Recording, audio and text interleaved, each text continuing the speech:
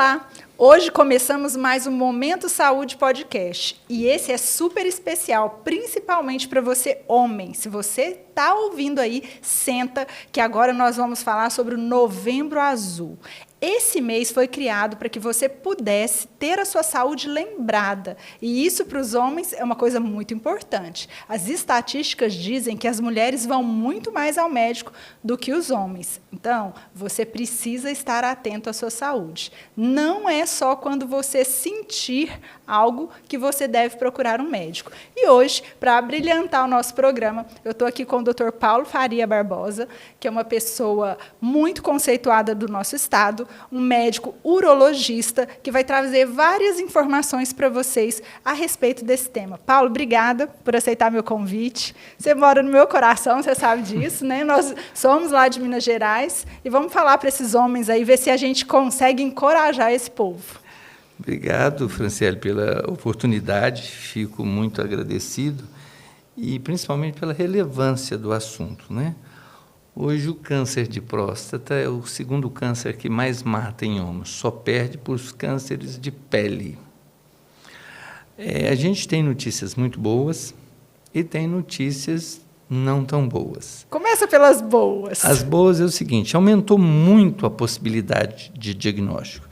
Eu acho que a gente trabalhava com fosfatase alcalina, que não era um marcador com especificidade elevada, e o que aconteceu? Na hora que começaram a trabalhar com PSA, que é um antígeno prostático específico, mudou esse perfil.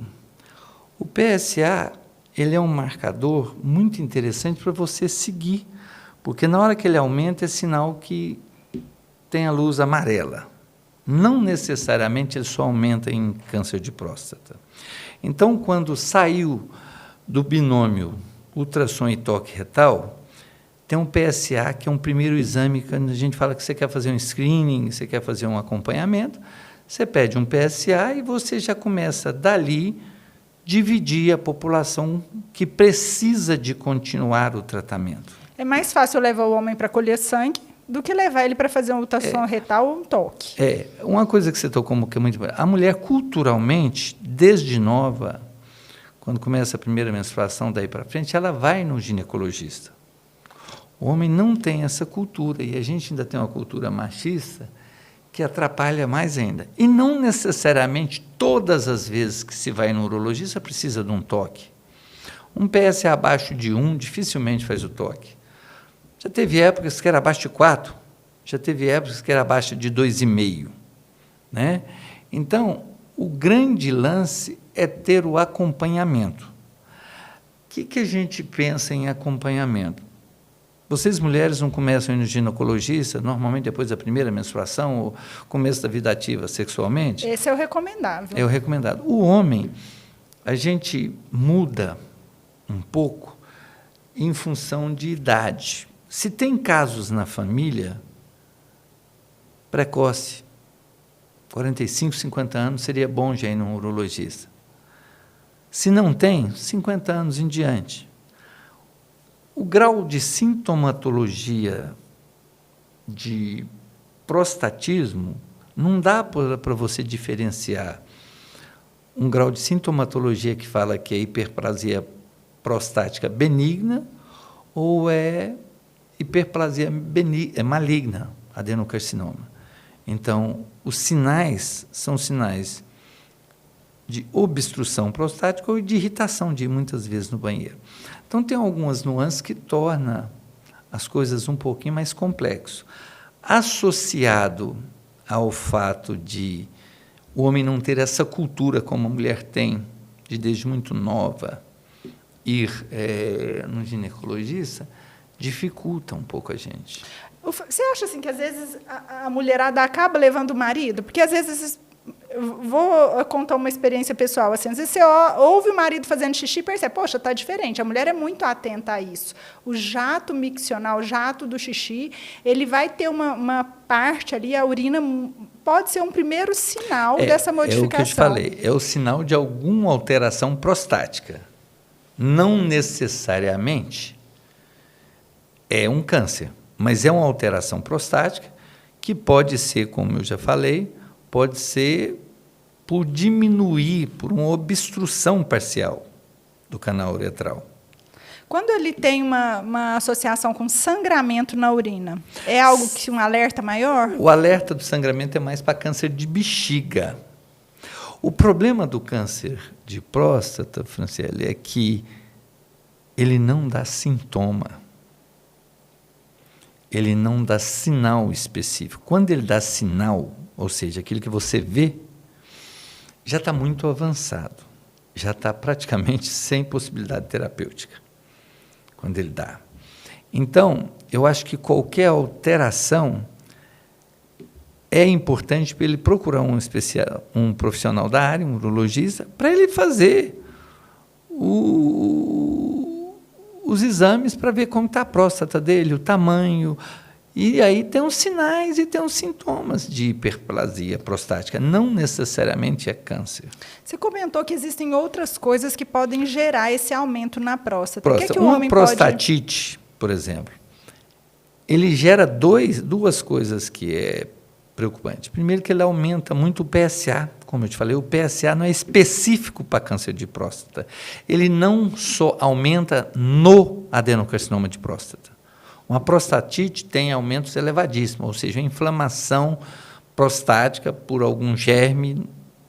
Doença sexualmente transmissível? Não necessariamente, né? Então, ele aumenta níveis bastante avançados. Só que ele dá um quadro sintomático bem importante. Primeiro, o cara começa a ter ardência, às vezes, para urinar, dor entre o testículo e o ânus. Tem um corolário. Então, esse paciente, dificilmente, ele não vai procurar o médico, ele vai procurar o médico. O quadro sintomático é expressivo. A preocupação que a gente tem é, como eu te falei, como o câncer não dá sinal, os sintomas podem ser prostáticos benignos, que todo homem vai ter, em função do crescimento da glândula prostática, ser hormônio dependente, testosterona. Então, isso aí, como se diz, os alertas são menores. A mulher tem o hábito de fazer autoexame no seio. Sim. A mulher, qualquer alteração na genitália, ela já nota. O homem é mais difícil, até culturalmente. Essa é uma coisa que as pacientes sempre perguntam no consultório. Doutora, como é que o homem colhe isso aqui que a gente colhe, que é o exame Papa Nicolau, o exame preventivo de todos os anos? O homem não colhe, né? Não tem essa coleta intrapênis ali, até porque a gente estava conversando que são características totalmente diferentes da vagina, né? O problema do HPV, primeiro que o HPV é um polvo, né? Tem mais de 200 tipos de HPV. O homem você só começa a ver quando dá lesão externa. A lesão interna que eu acho pior, que ele prolifera aquilo para um punhado de gente e ele nem se trata. Então, esse é um problema. Voltando da próstata, as dificuldades que a gente tem na próstata é o seguinte. Durante o meu doutorado, eu tive aula com um americano, que ele falou, olha, eu vou falar uma notícia boa, isso em 2008, 2009, falar uma notícia boa e uma ruim.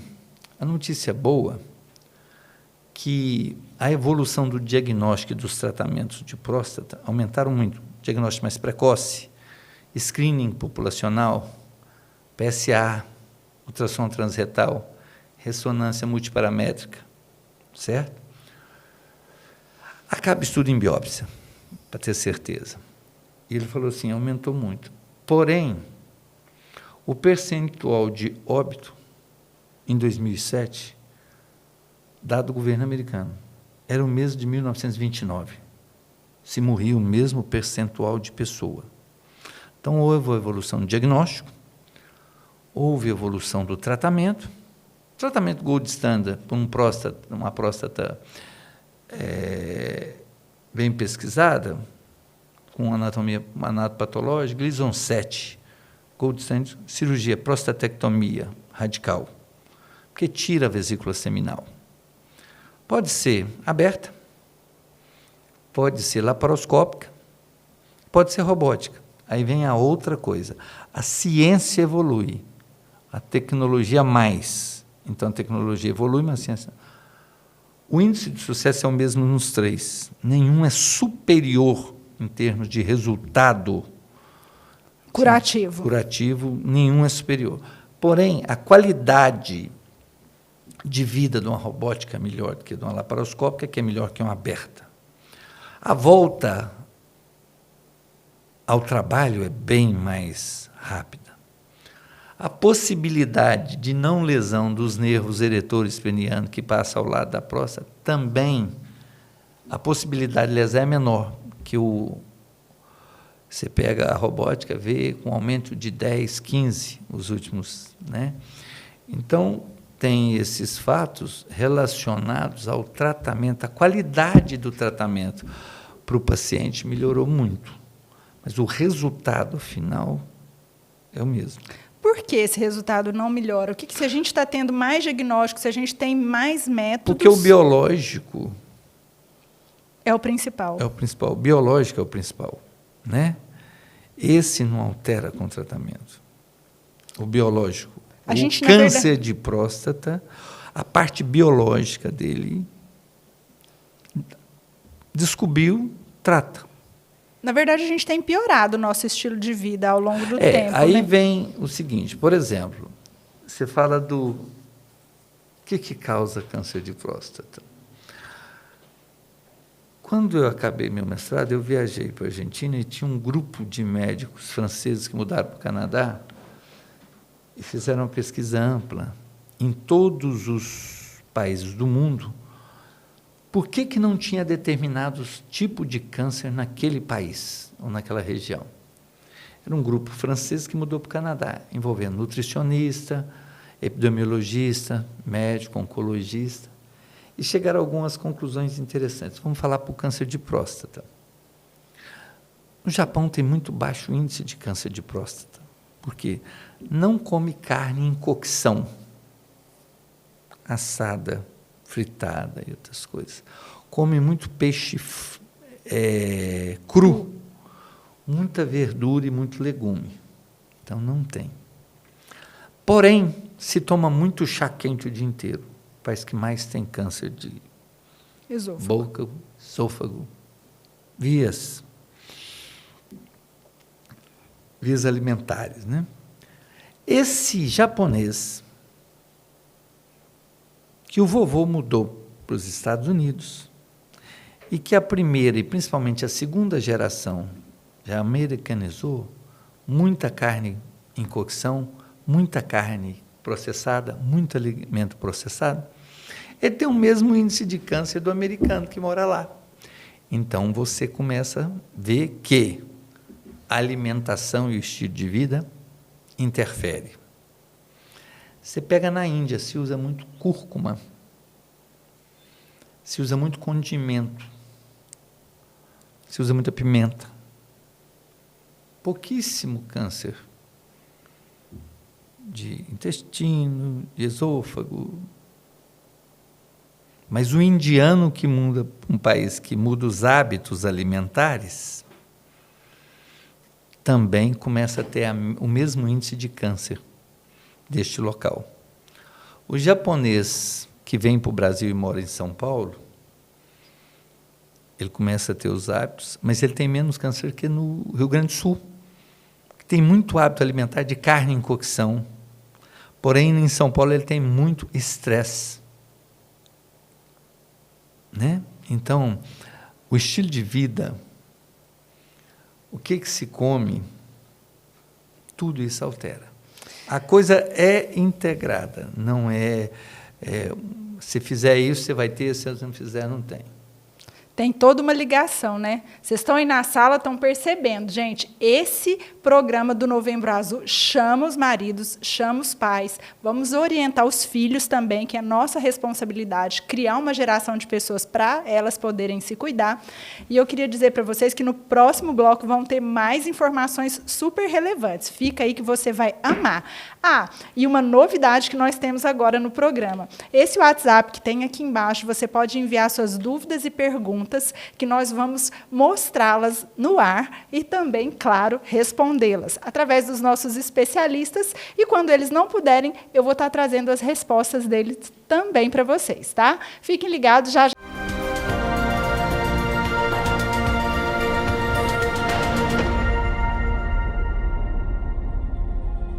Estamos de volta com mais um Momento Saúde Podcast. E só para lembrar, você que está assistindo aí, esse número aqui embaixo é o WhatsApp que você vai poder enviar suas dúvidas. E assim que for possível, a gente vai responder aqui no ao vivo ou nos intervalos com os especialistas.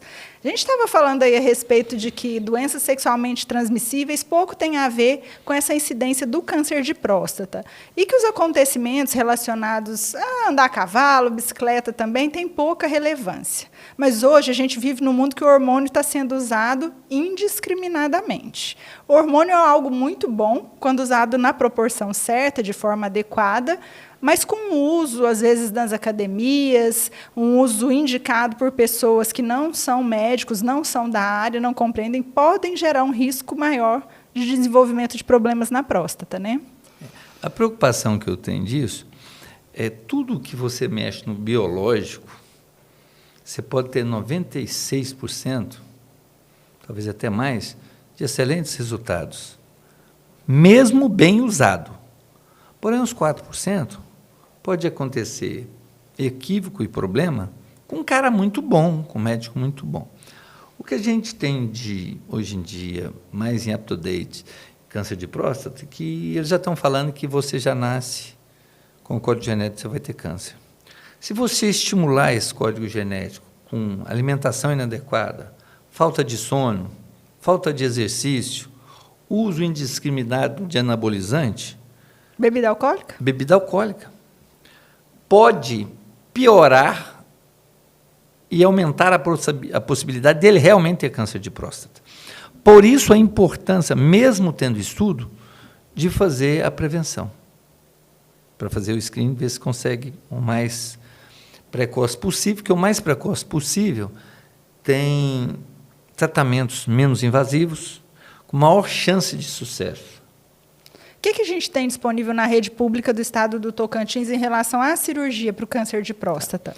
O tratamento Gold Standard, melhor tratamento para o câncer de próstata, bem orientado, bem pesquisado com exames, prostatectomia radical. Hoje tem no estado, rotineiramente, prostatectomia radical aberta, começando a se fazer a laparoscópica, lembrando que o resultado é o mesmo. Robótica nós não temos no estado. Além do tratamento cirúrgico, tem quimioterapia, pode ser adjuvante, neoadjuvante, tem hormonioterapia, né? Em alguns casos de sequela já tem radioterapia.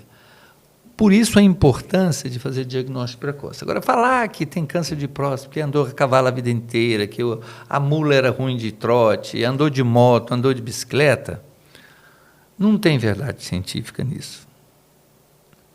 O cara vai para a academia. Não. A gente tem que ver o perfil do cara que na academia fala que ele tem alteração prostática, pelo que ele já tomou na vida. De anabolizante. Os injetáveis aí, que tem prejuízo para o fígado, mas para a próstata também. Também. Né? Então, eu acho que o mais importante é qualidade de vida, fazer screening, tomar cuidado com excessos alimentares. Esse é o mais importante. E ver a casuística familiar. Mas está aumentando o índice de próstata. Igual eu te falei, hoje... Não é que está aumentando o diagnóstico, né? Não é que tem mais câncer, aumenta o diagnóstico, e isso vale para qualquer câncer.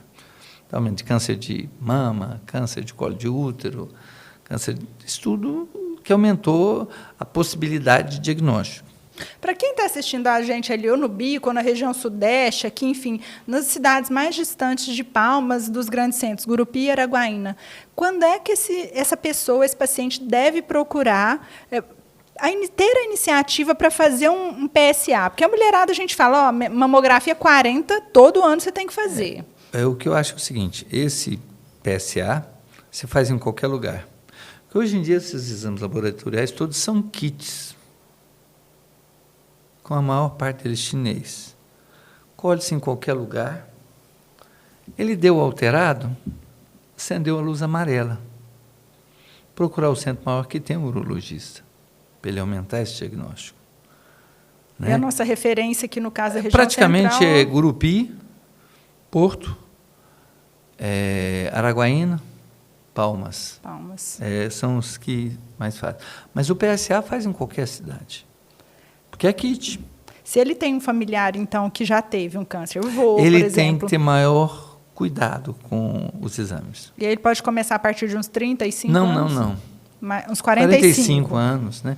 Cada caso tem gente que fala que é 40. Aí você vai fazer 40 no Rio Grande do Sul... Que tem grande incidência.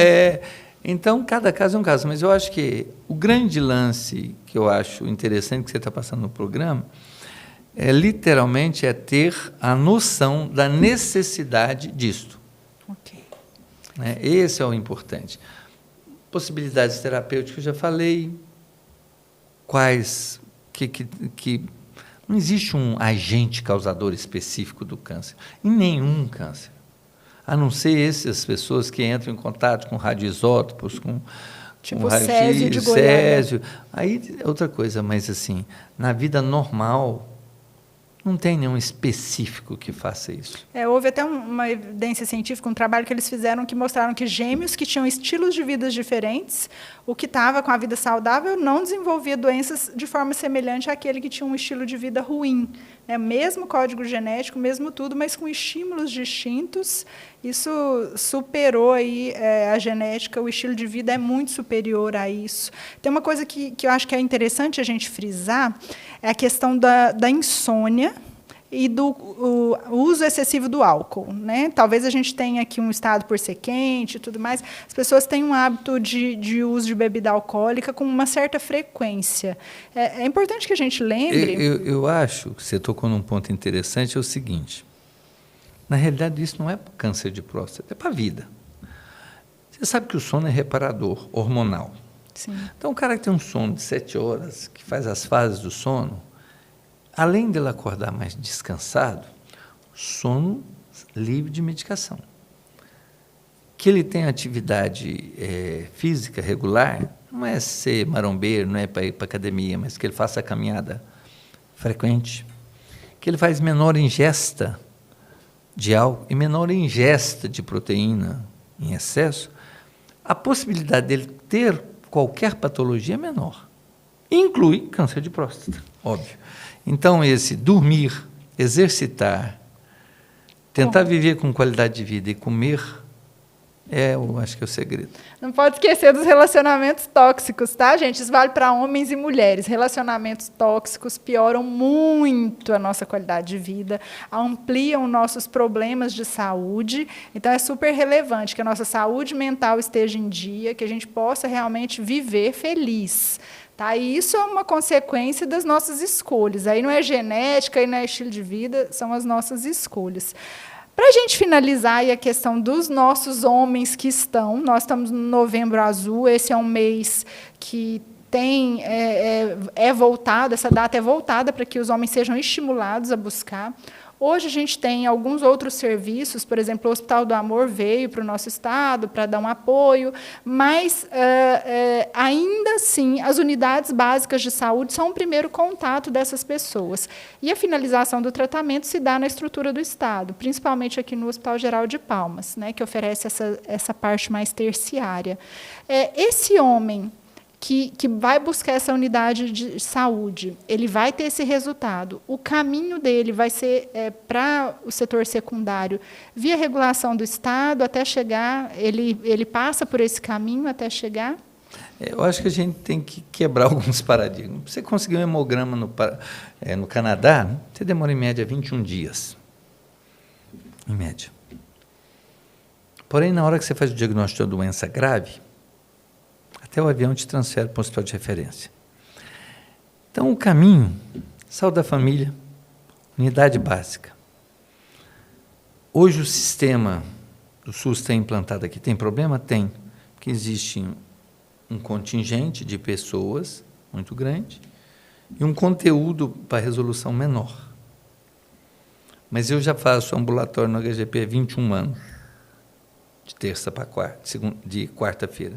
Eu vejo pessoas idosas, às vezes até sozinhas, que se tratam normal. E outros falam que não conseguem isso. Mas o que eu acho é o seguinte: vai na saúde da família, screening com exame laboratorial e segue o trato. A prefeitura tem urologista pelo sistema público, o Estado tem, o Estado já é regulado, né? O que muitas das vezes acontece é que, às vezes, a pessoa não quer entender que algumas coisas são mais demoradas. Então, mas o caminho é esse que você falou. E, se eu posso deixar um alerta, é que a pessoa fazendo isso, respeitando a idade, se tem casos na família, 45 anos, se não tem 50, 55, cada ano eles mudam. Até a sociedade faz mais, tem menor chance de ser pego de surpresa com câncer. Né? Então, eu acho que o interessante é isso que você falou. Unidade básica de saúde, saúde da família, fazer exame, consulta pelo sistema público, dá certo. Só lembrando, gente, que o nosso sistema de saúde, ele tem uma sequência a ser seguida, né? E as pessoas precisam compreender gravidade de quadros, né? Hoje a gente passa por, talvez, um problema de pressão nas nossas filas cirúrgicas, porque muitas doenças benignas, que, claro, nós sabemos que acabam atrapalhando o dia a dia das pessoas, mas a gente entende também que as malignas são prioridade. Então, sempre que houver uma sala cirúrgica disponível e houver um paciente com necessidade de cirurgia por uma doença maligna, ele vai ganhar à frente nessa sequência de um paciente que tem uma doença benigna. Tá? Então, os acidentes e os casos de doenças malignas, eles são as maiores prioridades, porque o atraso dessas sequências podem implicar na perda da vida dessas pessoas. Né? Queria te agradecer, foi um prazer falar com você, né? Foi muito construtivo. Acho que os homens que estão em casa aí estão orientados a como manter seu estilo de vida daqui em diante e também como fazer a sequência do seu screening da próstata, como procurar, perdeu esse medo, né, de saber que nem toda vez vai fazer o toque. Isso é muito relevante. Obrigada. Obrigado pela oportunidade. Fiquem com Deus. Até o próximo podcast Momento Saúde.